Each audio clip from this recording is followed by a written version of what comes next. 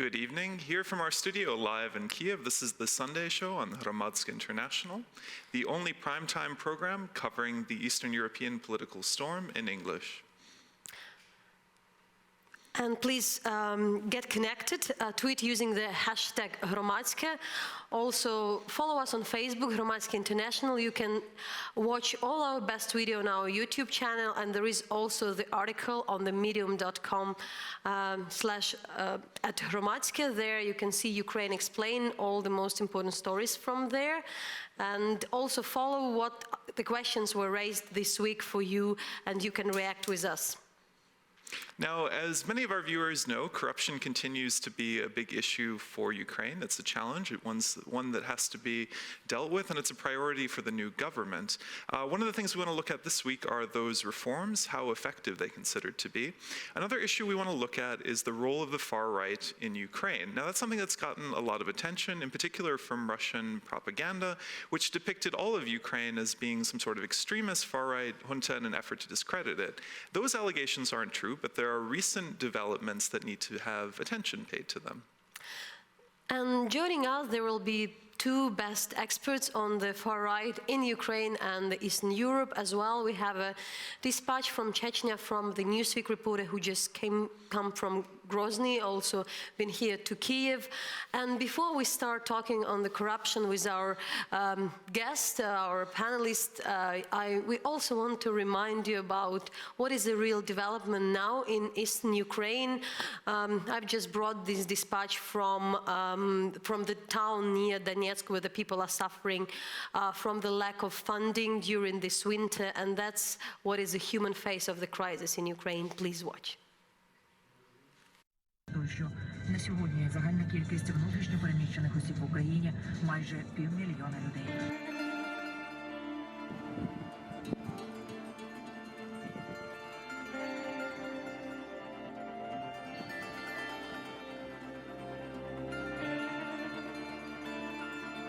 Сейчас хотят. Ой.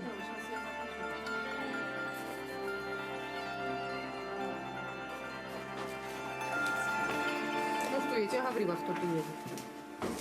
Ну, я вот с ним, с папой в разводе. Со второй дочкой я мать-одиночка. Мама у меня пенсионер. Получается, мы живем вчетвером. А этот друг у нас вообще как воздухом питается. Ну, потому что ничего не дают. Алиментов не можем добиться ничего. Алименты он получал. Получал, пока он не начал кататься по тюрьмам. А потом с одной тюрьмы в другую, все, до свидания. Нигде никто найти его не может. Вот. Вот я получила на нее 500 рублей. И сколько гуманитарную эту помощь получают? 2 раза? Да. Ну, и то я ходила за гуманитаркой. 3 часа ночи ходила, очередь занимала, потому что очередь большая. Это здесь в Макеевке? Да, здесь у нас хожу. 2 банки тушенки. А вот. Я же говорю, дитя я получила на Донбасс-арене, а получается, а этот кушать не хочет. У меня ребенку, он в 1 класс ходит, у меня там деньги требуют, где я их возьму тоже. А там за что? Ну как за что? Они учатся за прописи, они ж не пишут в простых тетрадках. Выдали прописи, 6 штук прописей выдали. 93 рубля. 93 рубля прописи. Вот. Чтобы в школе покушать, нужно заплатить 8 рублей в день. У вас 8 рублей в день не... Ну как?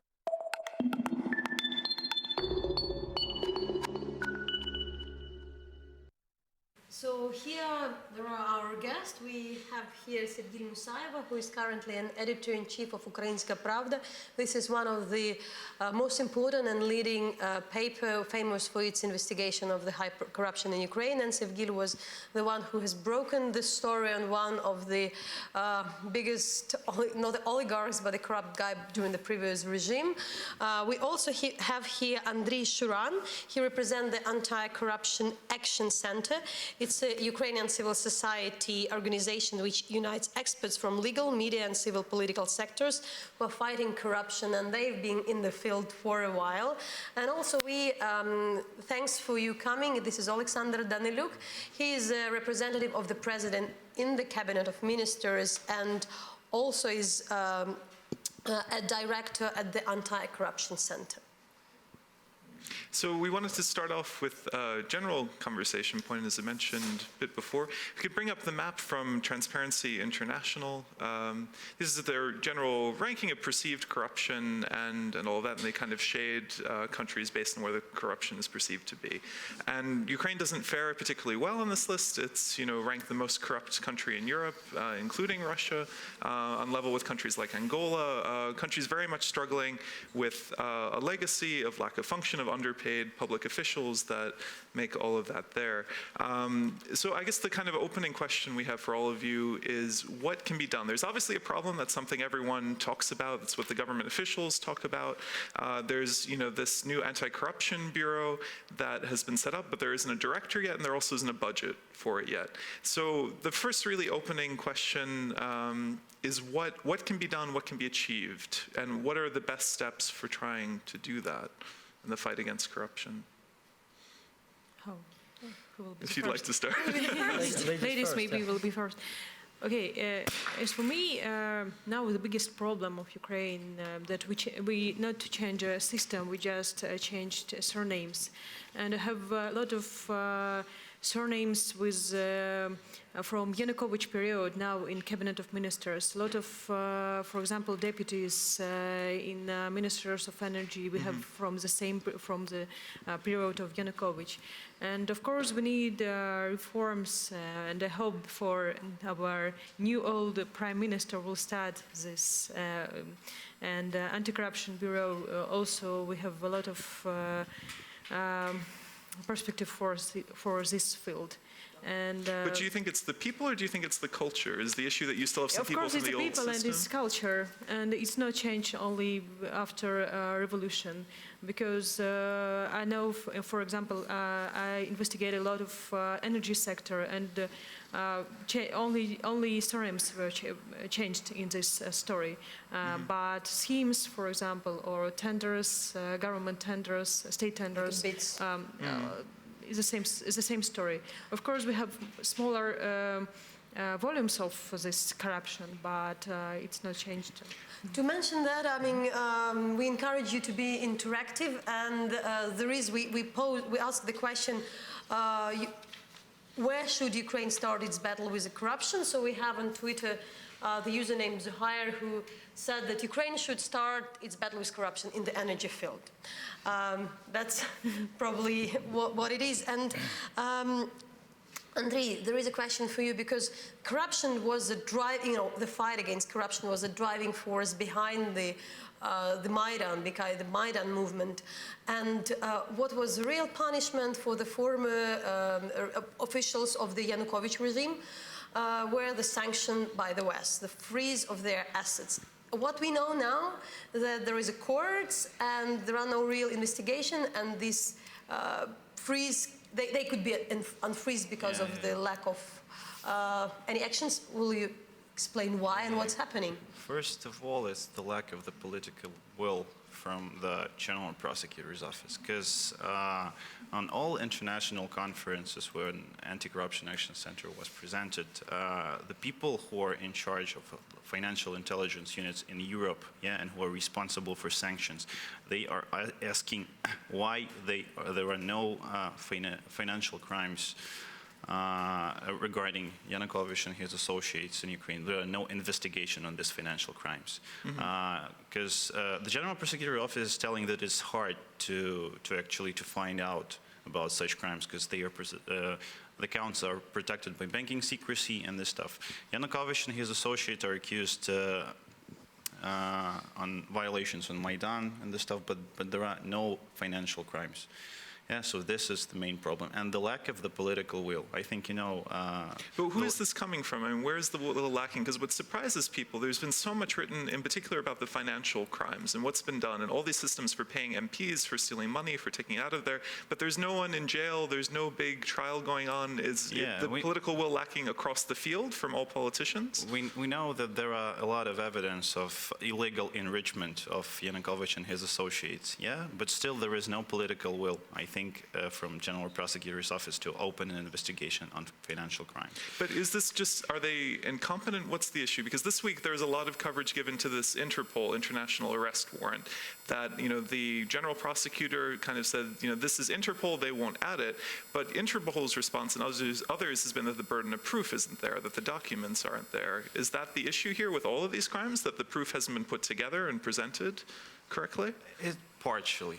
But I think the main issue is the lack of the political will from Ukrainian side. I suppose the information we want to brief, it's probably very small because it's very detailed, but we show him there in plasma with these small letters.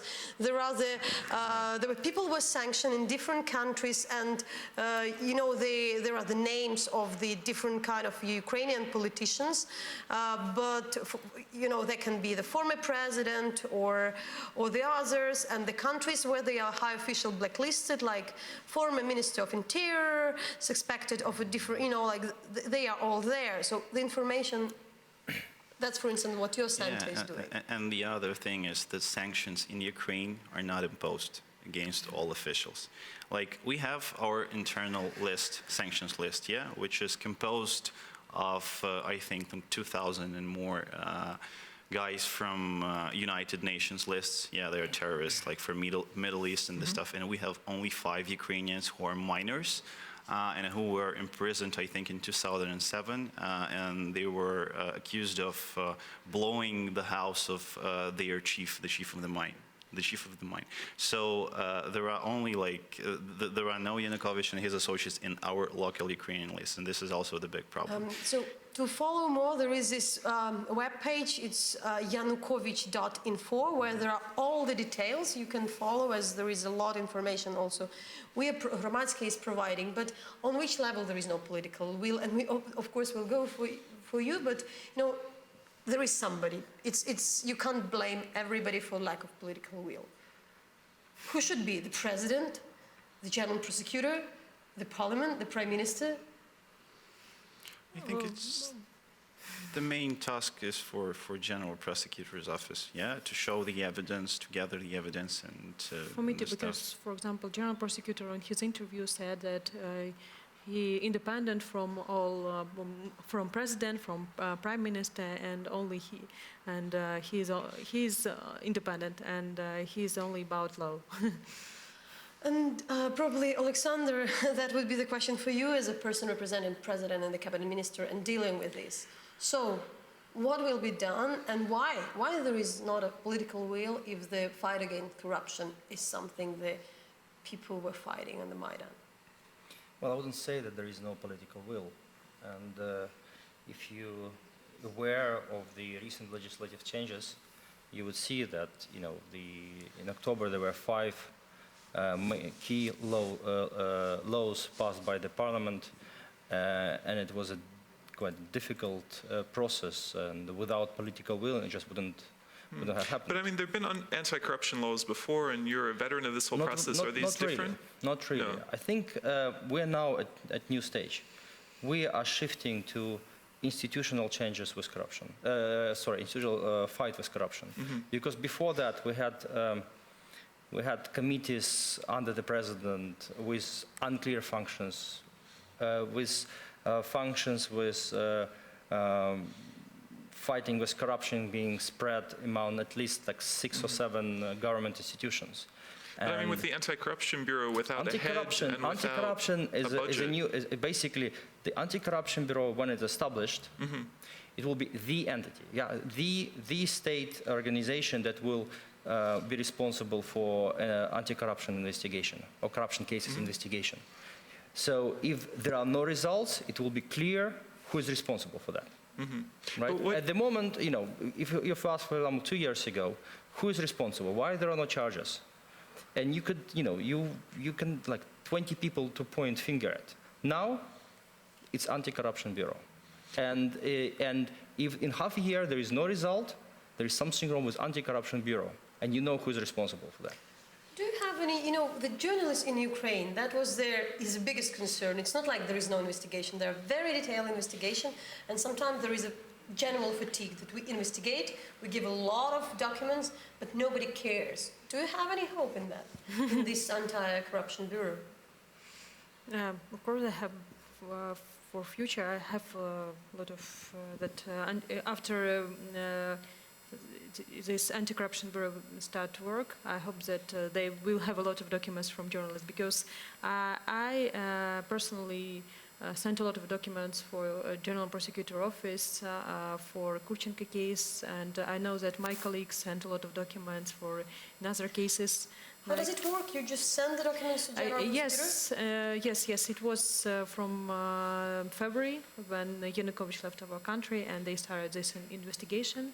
And of course, they asked about for journalists to help for them, and we sent a lot of documents for them, like evidences that for all these cases. Do you have any feedback on me? Yeah. Like, do they accept the documents, ask you for more details? Me and my colleagues, my colleagues in particular, were interrogated in General Prosecutor's Office. Yeah, and in cases of Ivanushenko, former MP, Yanukovych, Kyiv brothers, yeah, their cases. Just explaining. This is a kind of a group of the public high officials around the former president. Family, yeah, family, the so-called. family of the former president. And after these interrogations, documents are, I don't know, where are they now? They suddenly disappear, something like that, because there were a lot of evidences which were gathered, including journalist investigations. Actually, we've made a huge work. Actually, you can see it's in Yanukovych info in the dossiers. Yes, and what is happening with this actually documents now? I really don't know. But there are enough really evidences for criminal investigations and in particular financial crimes, definitely. I want to raise another topic. There is an article of Reuters article where Sevgil was one of the authors. It's about the it's named like how a 20-year-old Ukrainian tycoon made a king of Russian gas. Who was the a wallet, as we agreed, a wallet of the Yanukovych, and was really benefiting from the Russian. And it's a very interesting piece because it's one of these pieces that's illustrative. Yes, for Western journalists, it's one of the most scandal pieces for Yanukovych period, and they were interested in this case because they can imagine how a 29 person can be an oligarch, and of course they were very surprised when they... Well, it says in the article that he was chosen because he had no experience and no record, that he could be a blank slate to project whatever they wanted onto him. We started to investigate Kurchenko in 2012, and nobody knows about him, and we just, he was a young man from Kharkiv, and suddenly he became like one of the most biggest... the youngest oligarch. Yes, the youngest oligarch in Ukraine, and... self-proclaimed billionaire. Yes, because he became one of the most biggest playmaker in oil industry, because he bought a lot of assets, for example, refinery plant in Odessa. He bought also Metalist Club, and he was surname was appeared in Ukrainian media like head of this football team. And also he bought my UMH holding, which also published Forbes magazine. Well, and this was a big controversy because, you know, it's one thing, it's suspicious if someone becomes a billionaire very quickly under a specific politician who hasn't been before. That shows an indication. But in particular, when you see political ramifications like buying a media outlet that's critical of the government, then that seems to show that they're acting as a tool for the people in power. And that was the interesting thing. That was clear. But what was special about these gas issues? So if you'd be very short, yes, of course. Because it's gas really energy topic is so big. It's a huge one. Yes. It's the biggest corruption thing. Yes, it's a story about that Kurchenko made more than $100 million for selling gas from Russia. And this is, like, surprising for me was that he bought this gas from Firtash, and he sold it. It was like a bribe for Yanukovych family. So Firtash paid for Kurchenko, for bribe for President Yanukovych for his political head, He also was responsible. One of the biggest income sources was the black market for petrol products. That was maybe, if not the biggest. But sorry, maybe I don't want to break the rule of this panel, but I want to make one point, is that it is crucially important to punish those who committed the crime in the past. And, but we shouldn't forget about the fact that corruption didn't disappear 9 months ago. And why we're chasing these people, and of course, there is a risk that sanctions could be lifted and some action needs to be taken to keep the sanctions. But we need also to look forward, because we now have some people in cabinets who unfortunately are still not clean, right? They're taking bribes, and maybe in some time they could become as dangerous, right, as people were just talking about. But what's your So for that, we need to, and that's why Anti-Corruption Bureau is important. But this is to investigate. But we also need to do some systematic changes to remove the cause for corruption. And I believe that the first area to start with is law enforcement, because energy, yeah, there are big money there, but in law enforcement. Corruption in law enforcement is actually discredit the whole system, because people face policemen every day, right? And if they know that they accept bribes, that creates a very unpleasant feeling. There is no changes in the country. So I believe this should be a priority. That's what the people write. We have another Twitter that when we ask, so what are the Ukraine priorities? So it should be the courts. Nowadays, any effort could be cancelled and rebuffed in corrupted court, even constitution. That is one idea. It's an interesting Twitter name to go with. It's a user from Prague. Yeah. But maybe you would also explain, because you're following these guys. For instance, that one we came from the previous regime. What is happening with their business now? Have they taken assets? Are they working easily? We speak about these, like people who were really tremendously enriched and who are in the sanction list. Do they have any influence still on the Ukrainian politics, or at least in business, or on what's happening in the country? For example, Sergei Klyuev, he's a brother of the head of administration. He became a member of parliament. He won parliament elections in one of the cities in eastern Ukraine, and it also results for these elections depends from workers of this one plant. Owned by Klyuev family. For example, also we have a case against Bakulin. He was a former head of Naftogaz, and he also became a member of parliament. And the same story, for example, if we are talking about Kurchenko, he is still owner of UMH holding. It's a big media holding. Big media for 11 billion readers of. Not only the readers. But to look at the big picture again, when we keep going to the tweets because we try and be interactive, that's where we get a lot of our traffic and people engaged. Yeah, and then just remind what is there. For instance, there is the user Robert Basil, and he says that under Yanukovych corruption, it was from the top down, seems now it's from bottom up. Where is the tactic to handle from bottom up? That's what people, So, it's interesting because this is, what your report does. There are these autopsies of the Yanukovych system, which shows how money was paid up, how these structures were there, that you had someone acting as the wallet who received money and then it got passed onward. And the issue now is that the culture hasn't been broken. So even if the people at the top aren't taking money, there are people farther down who might not be paid well, who are still in this culture. What do you do to shift that, or how do you crack down on that? There is no bottom up. There's no bottom-up corruption? Bottom up. It's a question where top is. Right? But I don't believe in the corruption that goes bottom up.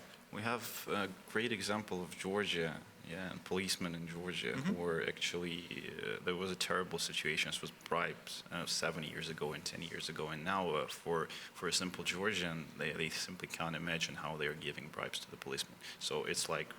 With the hard measures. Yeah. All the policemen were fired. Yeah, all the policemen were hired. But this pyramid was just simply broken. It was destroyed. Yeah, destroyed. But this is the bottom. But it was the top of the pyramid. The whole pyramid was destroyed. Yeah. But this is one of the issues, though. I mean, critics, especially from Georgia, say that Ukraine lacks those symbolic reforms or very clear reforms that Georgia had. It had that in firing the police, creating a new police force. It had that in creating a new business center in the center of town that was very modern architecturally to distinguish it from else was there.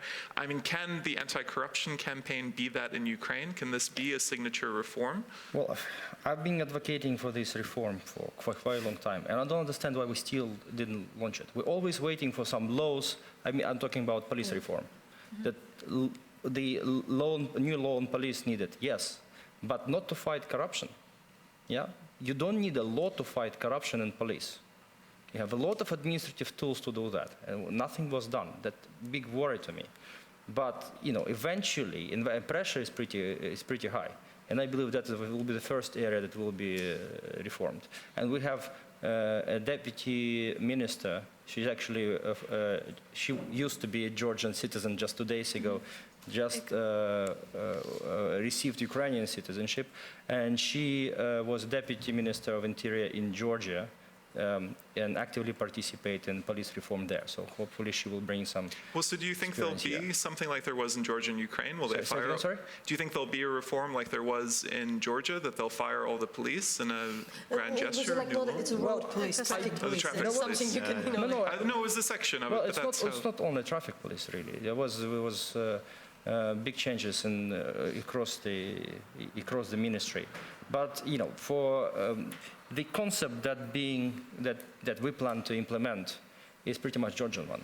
But at the same time, that will be pretty much the same approaches. You're in this unique position. You're representing the president and the cabinet minister. So I assume you might have a chance to talk to the Minister of Interior and the other people, and you know what they say, because we don't see, when you really ask why it's not happening. Well, I'm not just asking why it's not happening. You know, we actively, I mean, me, my team, you know, we have a draft law for police ready, right? You shouldn't ask questions. You need to actually push. And so what's there are some excuses. There are excuses. The war, for example, in the East. But actually, I don't see it as an excuse, because actually, the police reform, it's answer for many questions. Its answer for the question is, first of all, the criminal situation is getting worse in the country, so you need effective police. B, you know, you need, police is also the place where you reintegrate the people who will come from the East, you know, when the conflict is over, right? You need somehow to reintegrate these people to society. So actually, the reform of police is the answer for many questions, and I don't understand why. When you say integrating, you mean taking people who fought in the East and putting them in the police to work as police officers? Yes, I believe this is the best way to do it. How to ensure that this anti-corruption bureau is not corrupt and is impartial? Is definitely not under the president or like directly under the prime minister? What are the instruments? Well, institutionally, it is independent body. There are several how to say this? The several points that prevents, you know, political dependence. First is the selection of the director of the Anti-Corruption Bureau. It is done by the joint committee. Joint committee.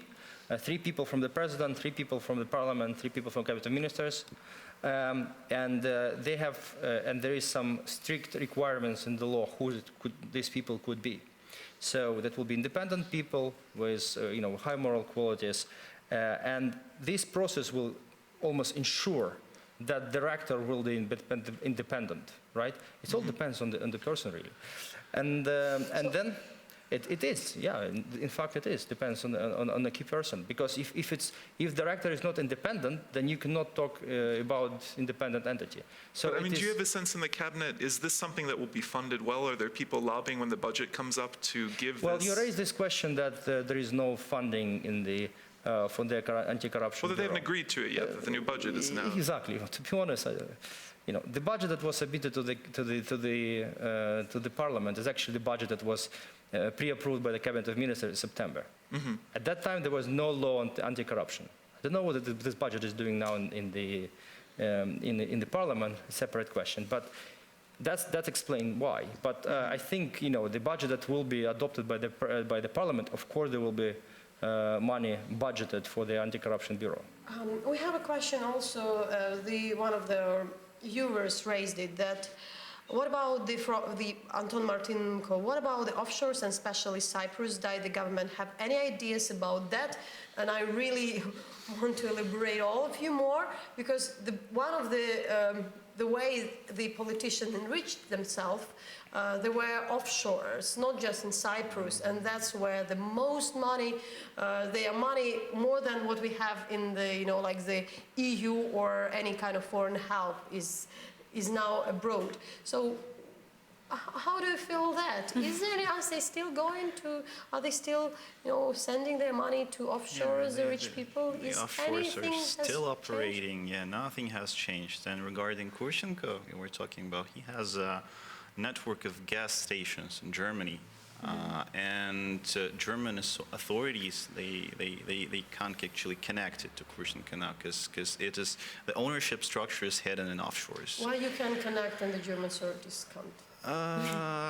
Actually, you were trying. Because they need to evidence. Yeah, they need strong evidence. Yeah, that this company belongs to Kurchenko himself. And they actually can't get this evidence. Well, I think this is one of the really interesting elements of it, and that's something Oliver Bullough, who'd been interviewed for the program, has spoke about, is the internationalization of corruption. That it's not just that corruption happens in Ukraine and it's just a Ukrainian problem, but money is sent abroad, it goes elsewhere. There are places that take this money, like Cyprus, that aren't concerned about where it comes from. And so at the end of the day, though Ukrainian laws and procedures are of course significant, it doesn't stop at Ukraine, just as the money doesn't stop.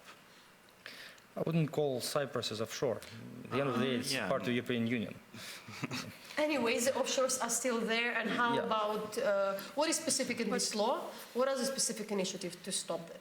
I mean, because that is the biggest, one of the biggest hole where money goes.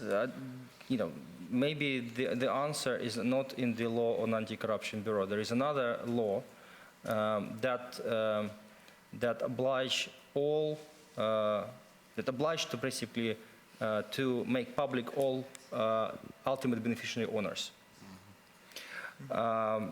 Again, it's not going to. I don't believe that it will become, very powerful tool within 1 or 2 months. But within the year, I believe, we will have a clear picture of who is ultimate beneficiary owner in each company that's operating in Ukraine, right? And that will be, I believe, a good and powerful instrument. Well, this is something not all of our viewers necessarily know, but in Ukraine that's often not clear, that you have all these companies and there are reports of who's linked to it and who may... But to be honest, it's a problem not for Ukraine.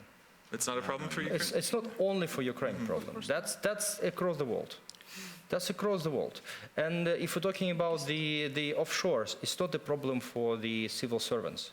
Right? Again, it's, businesses send their money, they don't pay taxes, they send it offshore. It's an opportunity for business. So I wouldn't look at this problem only as, where the corrupt civil servants hide their money. It's broader than that. And so, what will be your response on that? With offshores. What can be done, and how serious it's at this point? For me, the biggest problem not Cyprus offshore, because Cyprus companies we can find shareholders. The biggest problem BVI, for example, or Cayman Islands. Yes, because here it's impossible to find final shareholders. And that's why, of course, the law that will not to check this. Like avoid use these offshores maybe will be useful for us, but how do you feel? Because the first thing is that law on beneficial owners is a great thing, and Anti-Corruption Center was the one, who we were involved in development of this law. But another thing is that we have a separate law which actually described the districts with a high risk. For financial institutions and banking institutions in Ukraine. And there are only, I think, 2 districts. One of them is Iran, and second is, I don't remember, North Korea. So there are only 2 countries, There are no offshore countries at all. And this is the bad thing, because each financial institution, when every transaction from some offshore district goes through it, it doesn't count as a high-risk transaction. So they don't have to monitor it. Like they don't have to do like an enhanced due diligence. Yeah. But we, beside that, we've seen that offshores, they were really used in many ways by the former regime. With these new bids and with new business at this point, do you mention that in your current investigations? A new offshore company? Yes, for example, when I investigated this case with South African coal, I find some contracts with offshore companies for Russian coal, and also I know that we will have a new offshore company with import of electricity from Russia. It's also possible. So, before this South African coal scandal. No, I mean, the coal, what is the center of the coal scandal? Because what many people have seen is for the first time Ukraine has had to import coal. It's had to struggle to get energy, where before it had its own coal supplies, and now it's been struggling to import coal, correct? Yes, it's correct, but... Who's benefiting? Who's benefiting? It's hard to say. For first time, it was Sergei Kuzara, person, one of the Yanukovych managers team, and he said for me that yes, I worked with these Russian producers, with coal producers, and I know for that it's also possible that Konstantin Grigorishin will be with electricity, energy. These are still at this point the people collected to the former president who can benefit using all this trade? I'm not sure that it's for former president, but people from former president. But I'm not sure that Yanukovych will have any dividends from this. So the question here is has corruption contributed in some ways to conflict in the East? And for instance, I mean, we have different people writing, of course. There would be this user, Duzanov has Hromadske has corruption in the military and internal troops aided to the so-called Donetsk and Luhansk People's Republic. But in general, what is the link? Because usually people connect the war and corruption, because where there is a chaos, where there is a conflict, where there is a fight, there are other cases. What is specific about this conflict? Well, maybe I will give a general answer. But I believe there is no direct link, but indirect there is. As we all know that the corruption on the East was, in Ukraine was corruption high, but in the East was especially mainly linked with coal trade, and that, of course, that empowers people. But I think on the territory. What people really think of is, there is this example, the General Prosecutor's Office had arrested a former head of purchasing for the Ministry of Defense, and they found $420,000 in a safety deposit box that he had, which is a case of a civil servant having much more money than he really should. I mean, the argument there is that, if you have that money being taken away, then Ukrainian troops are undersupplied, that they're facing issues that way, that it gives them a disadvantage on the battlefield. And what you've generally seen is you've had, these donation and volunteer efforts to equip soldiers, because many people just don't believe the military structure for equipping and sending equipment works. And that's a big element of the corruption there. Well, I don't know. I believe that people they want to help, right? And they're helping. So to wrap up, to have some generalization, if you had a chance to change one thing now in the system, to have accessories sorted out, what will be your take? I mean, the law is a big thing. You mentioned some of things, but that is the last question for me. First of all, destroyed the Naftogaz company and divided for a lot of companies. So we're talking about the state gas company? Naftogaz, yes, it's a state government company, and I think it's one of the biggest corrupted things in Ukraine. I think we definitely have to fasten the work of General Prosecutor's Office. The fasten general work of the prosecutor. And Alexander? Well, you have access to the president, so you may be, or to the government? No, I would say police. I would say police, number one. Well, that's very interesting. We want to thank all of our panelists for joining us for this conversation. Corruption is something we'll continue to pay attention to. Now, though, we want to take a turn in a different direction. We have a video from a Hromadske exclusive video from Donetsk in the east, where our reporters went to a local history museum. Now, in the past, the museum had collected different artifacts from previous wars. The museum was hit itself by various artillery and weapons and has started collecting those objects as a point of memory for what's going on there right now. So have a look at that video.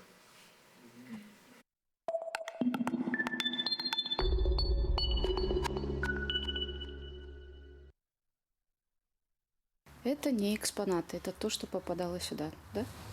Ну, вы знаете, как сказать не экспонаты? Если у нас хранятся корпуса снарядов Первой мировой войны, Второй мировой войны, то разве это не экспонаты? Это тоже экспонаты, это свидетельство того, что сюда летело, от чего у нас все эти разрушения, во имя чего.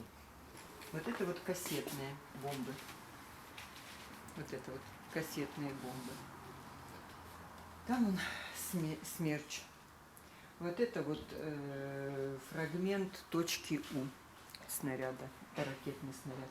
Музей 4 раза подвергался обстрелу в течение 3 дней. 14 августа, 20 августа дважды и 20.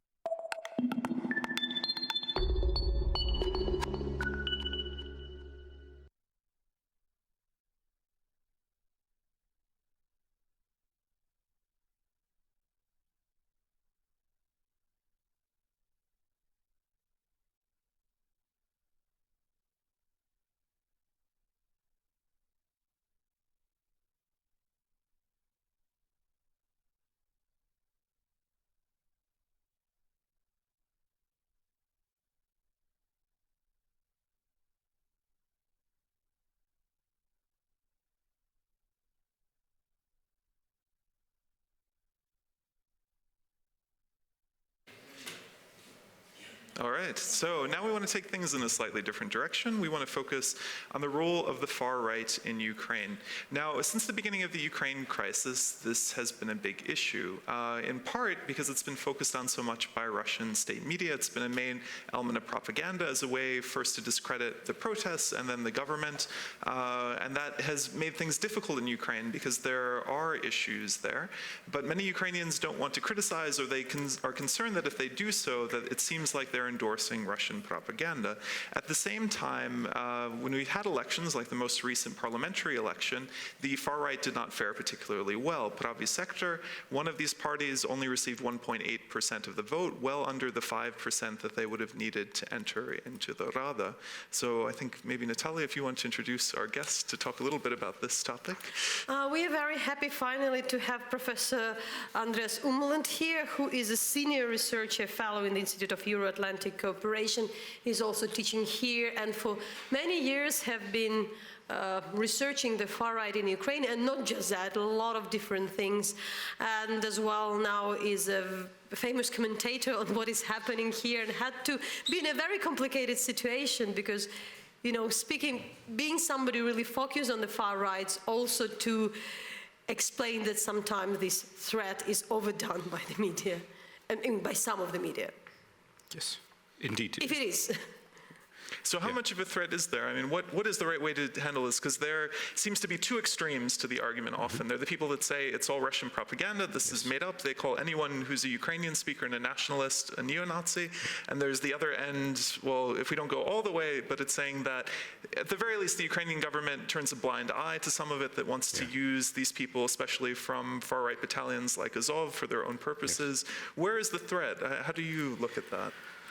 Well, there is certainly a threat, but it's overblown. It's often seen as a principal issue in post-Euromaidan Ukraine, which is certainly not true. There are a whole number of other things that are more important, but still, I think it is a problematic issue for a whole number of reasons, because the recent rises of a few neo-Nazis into state structures, the election of a couple of them in the Verkhovna Rada is bad for Ukraine, because these people who have more recently risen are are actually biological racists.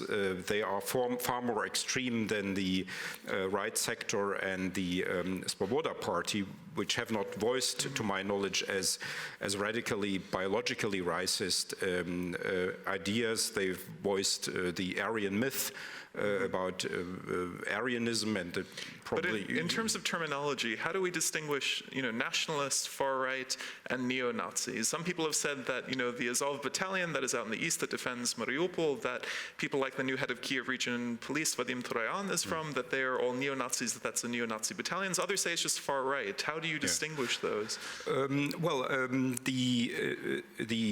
term neo-Nazism should be, I think, only used for those parties that indeed remind of the Nazi ideology, namely of biological racism, that promote the Aryan myth.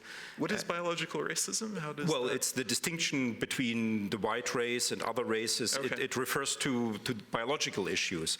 So nationalists also are sometimes crypto-racists, but more often than not today, ultra-nationalists, extreme nationalists, they focus on cultural differences.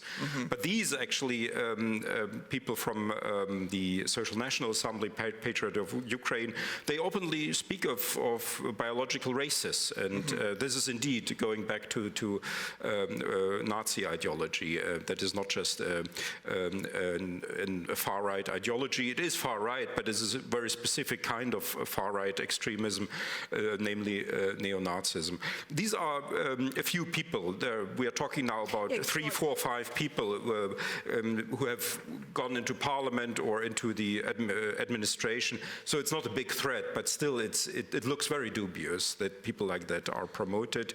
And it's very bad for Ukraine's image abroad, because the Russian propaganda will certainly make use of it. I also encourage, we have on our medium the Guide to Ukraine's Far Right, where you definitely can also see, who is who, with a short bio, and that's probably would make it clear, who are they, if it's the one of the commander of the battalion, and if we talk about 5, 6 people, still we know who are they, and what is their political impact, besides that it's a bad image.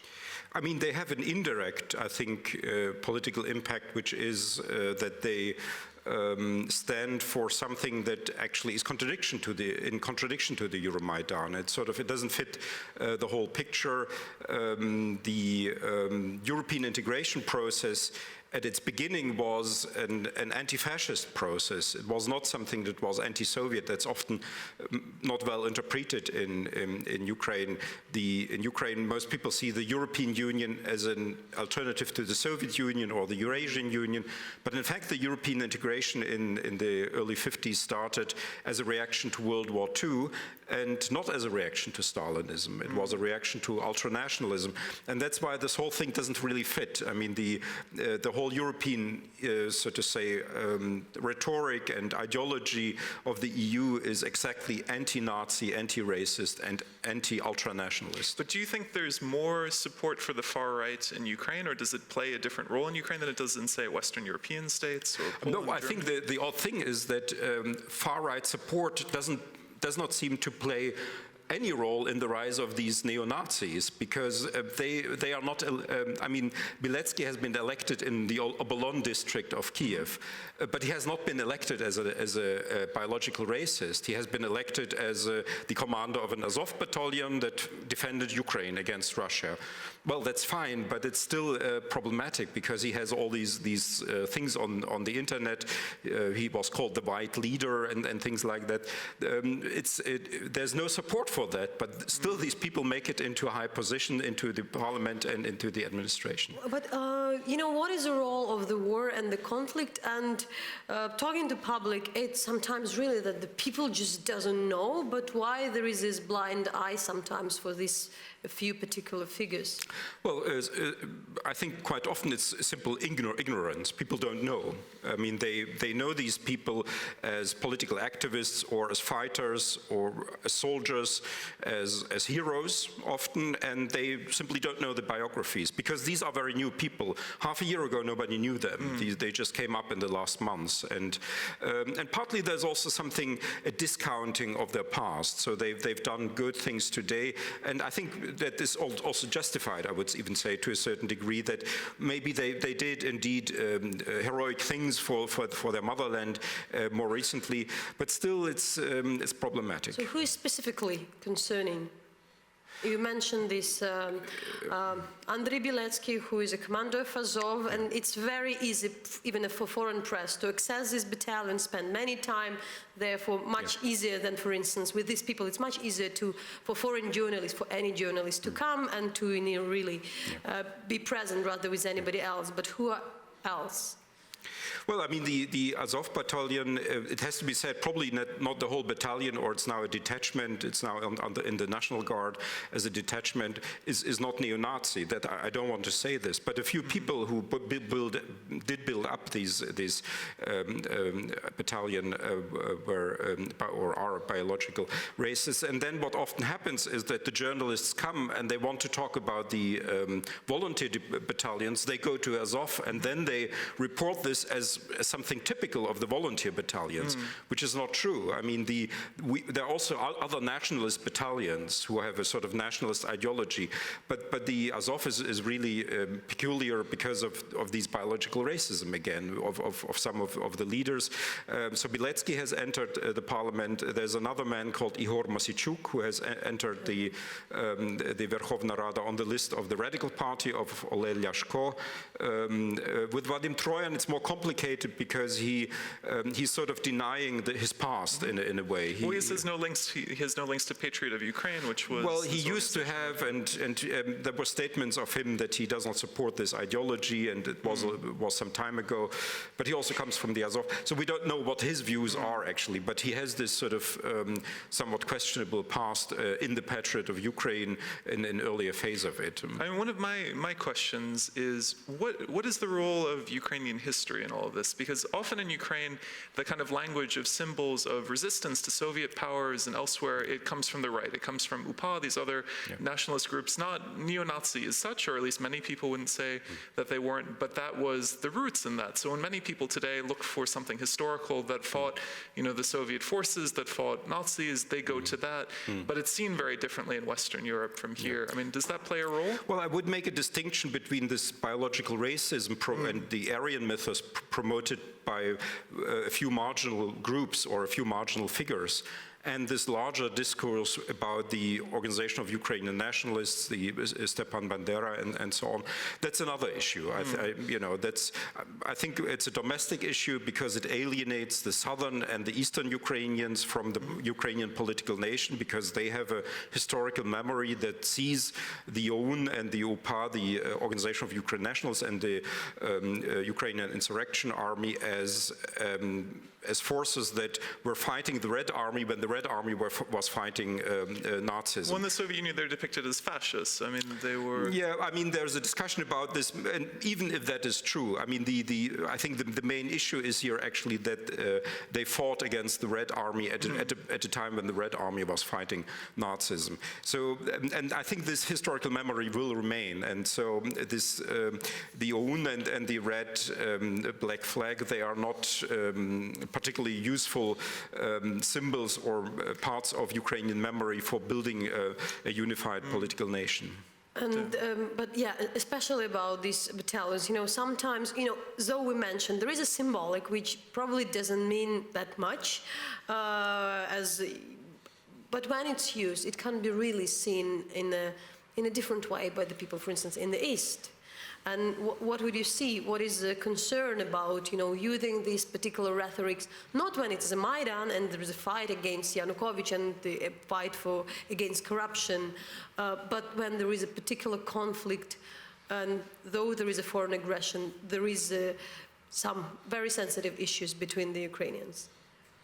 Yeah, I mean, it's undermining sort of Ukrainian unity because it's too polarizing. These symbols like the red black flag, I guess, and the portraits of Bandera and so on. I mean, there is this West Ukrainian historical memory that sees Bandera and the insurrection army as in heroic terms, and I guess it will remain this way because this. But I mean, what's interesting about what you're saying is that that plays a role in regional identity in Western Ukraine, elsewhere that they build monuments, but it's not a useful tool for creating a wider national Ukrainian identity. Yes, because I think as it is a reality in Western Ukraine that these are the heroes and the symbols that are accepted in Western Ukraine, but one has to acknowledge that in southern and eastern Ukraine, it's also a reality that that Bandera and Shukhevich and so on are not seen as heroes or even seen as traitors of the Ukrainian nation, and one has to come to terms with that and go forward and not sort of fight these fights endlessly and try to build a political nation that indeed unites the whole of Ukraine. This recent fact that the president has granted the Ukrainian citizenship to a notorious Belarusian far right, you know, like you mentioned that already, that there is ignorance, but and that would be a bad, you know, like bad image for Europe. But what else? Well, I think it's just a mistake and nothing more. I cannot imagine that Poroshenko knew that this Korotkych, I think his name, there are all these photographs of him making the Hitler salute and with a swastika and so on. So, yeah, I mean, and there's also, I mean, probably he did fight, maybe heroically, in the anti-terrorist operation. Maybe, yeah. So there is also this other story probably about this man. I mean, it's a complicated issue because it's the country is at war, and you have then these people who are sort of on the right side of the barricade, but they have this past that is actually, as I said, in contradiction to the European integration idea, because European integration was anti-Nazi, anti-fascist from the beginning, and it doesn't fit.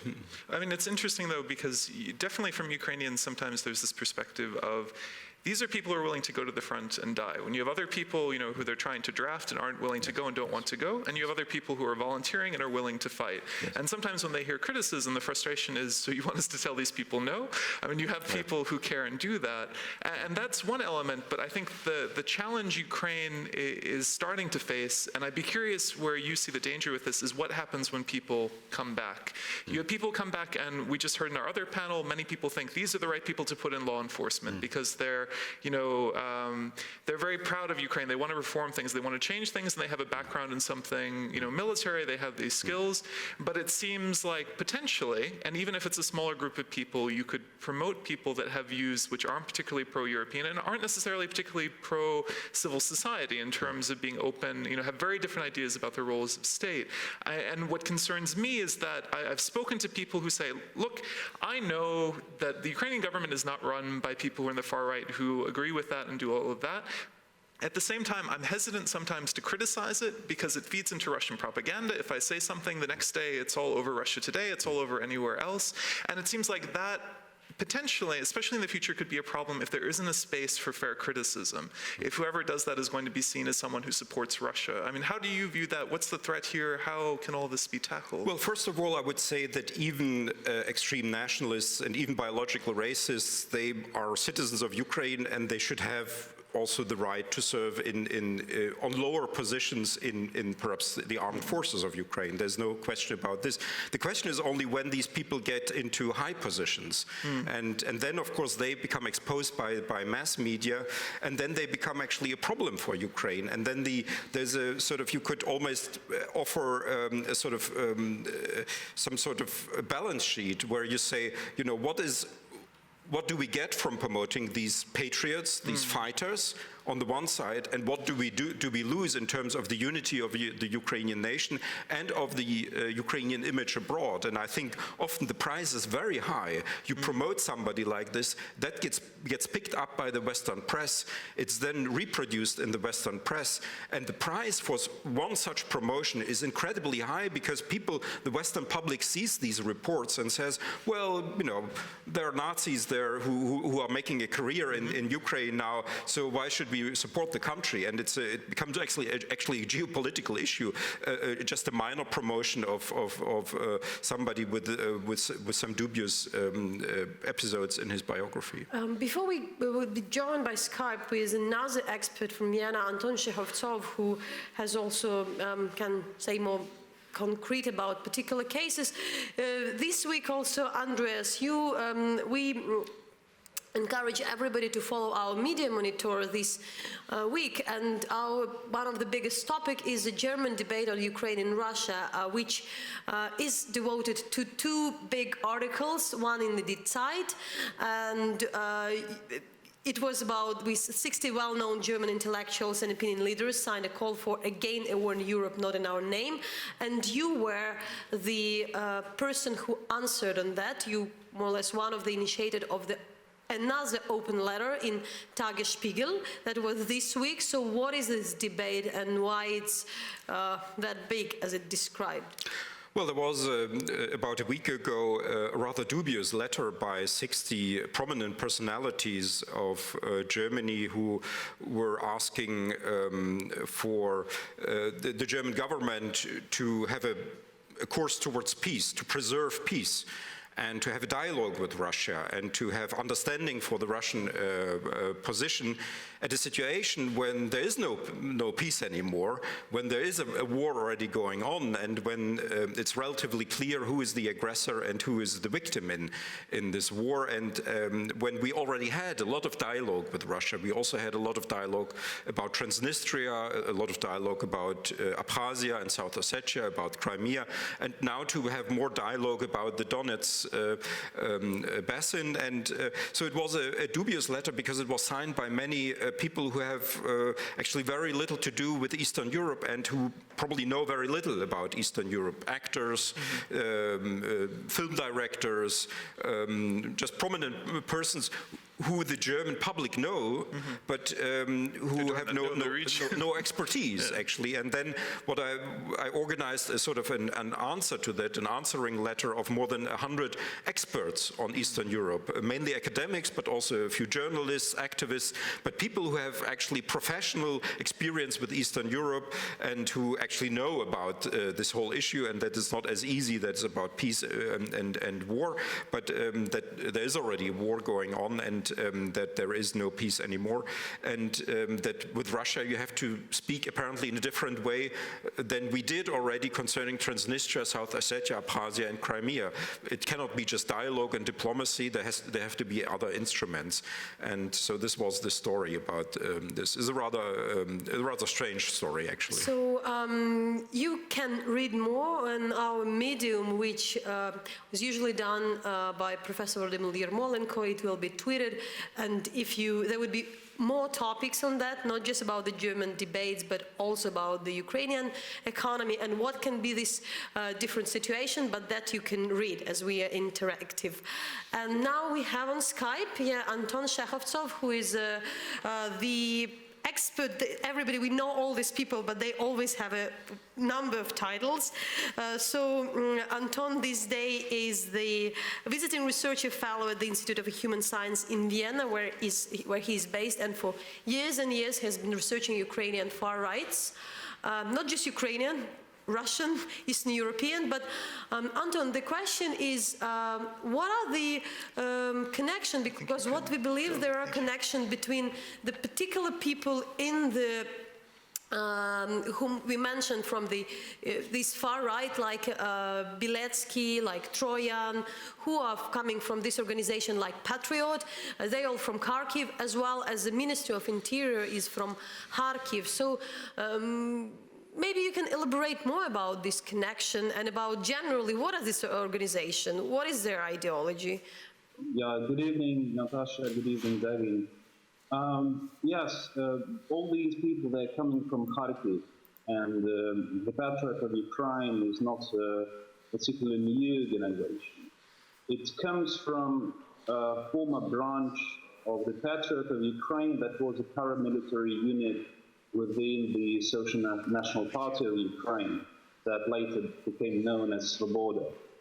So these were people who did not really accept the moderation of Svoboda's rhetoric after 2004, and since Svoboda has disbanded their own Patriot of Ukraine as an organization, in 2006, 2007, the Kharkiv branch decided to start on their own.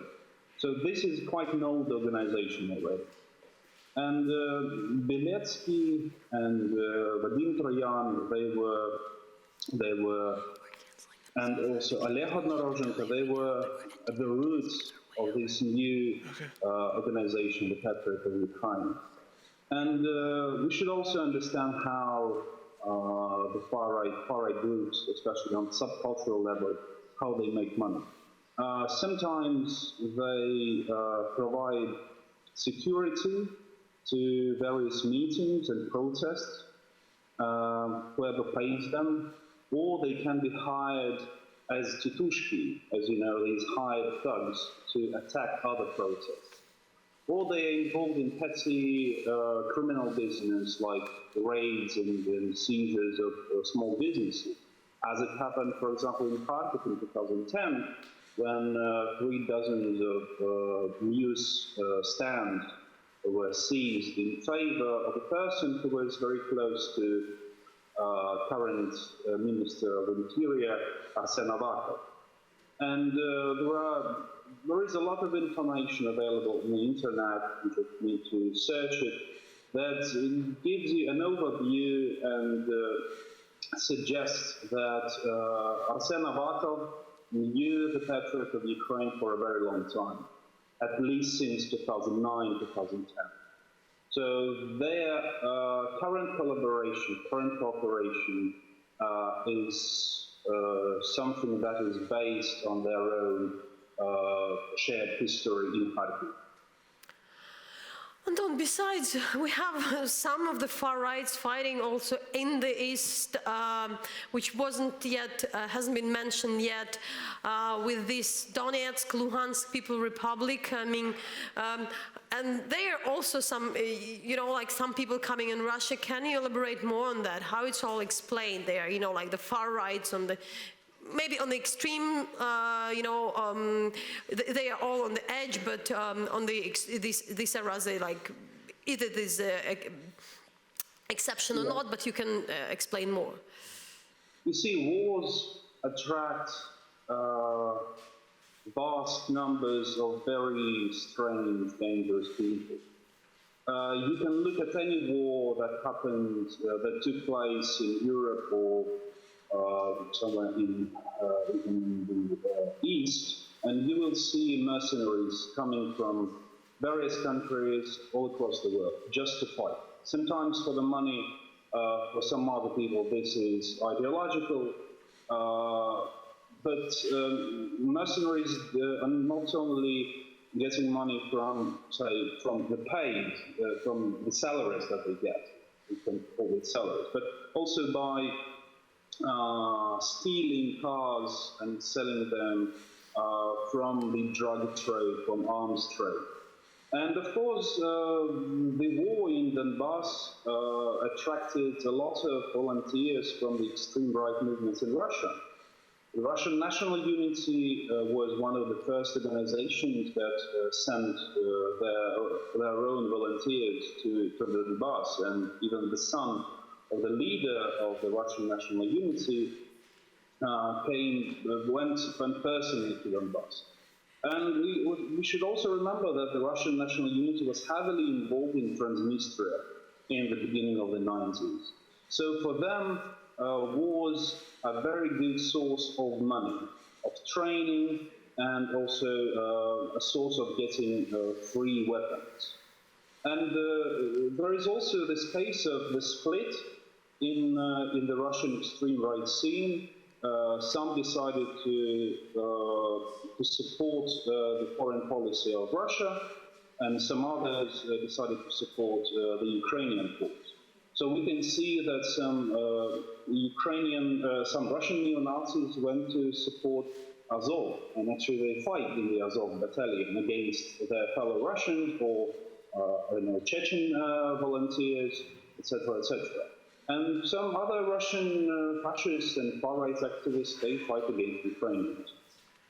Okay, so thank you, Anton, for this really deep view and of far right. That is a very important. Thanks so much. That is like a very hot topic for this year. Sometimes overestimated or sometimes underestimated, and you definitely. I really should read our Medium guide if you really want to know even more details on that. I mean, I think all of this, it continues to be a discussion, and that's part of one of the things we're trying to show in the explainer, that these are factors that Ukrainian society itself is trying to evaluate, decide what's important and what it needs for the future as well. And that's, as Anton mentioned, a lot. You need really be concrete and precise. There are always money involved, there are always, weapon involved, and you look in particular clear, specific story. And there is another specific report, a dispatch we'd like you to introduce. The Hromadske International is not just about Ukraine. We want to let you know what happens in the region. And there was a major terrorist attack in Chechnya this month, very recently, bigger than anything else before. There were more than 16 policemen killed, and as well, what happened that there was a one-day-long special operation, and after this special operation, the Chechen president Ramzan Kadyrov more or less encouraged the houses of those insurgents which used to fight with the Chechen police to be burned. But what we have Anna Nemtsova, who is a famous Russian and American reporter from Newsweek, was just there. We talked to her, and she gave us more detail with what happened just right from Grozny.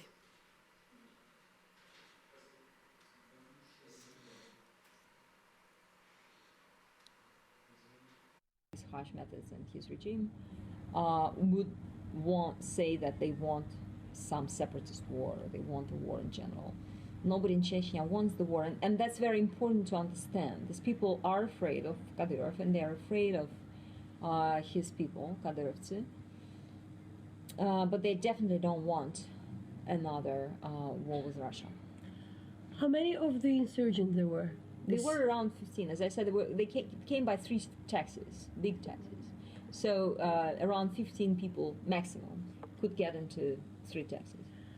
And what is the feeling? Is it like one particular attack, or there is some anxiety that something else can happen, and if it's a beginning of something, when you've been speaking to the officials, or what is the feeling about that, or if there is any more precise information? Well, people are confident that Kadyrov and his law enforcement can take care of single attacks like that.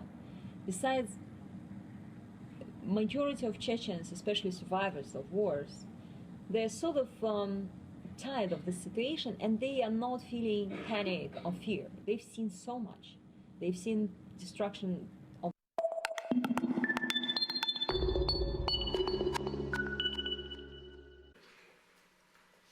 Now, as always, we want to remind you that you can watch the rest of all of our videos on YouTube at the Hromadske channel. We try and pick the best clips to give you a sense of what's going on, but we can't fit it all into the program, so we leave it up to you to watch the rest of what you found interesting. That's the end of our program tonight, so thank you very much for joining us, and we look forward to speaking to you next time.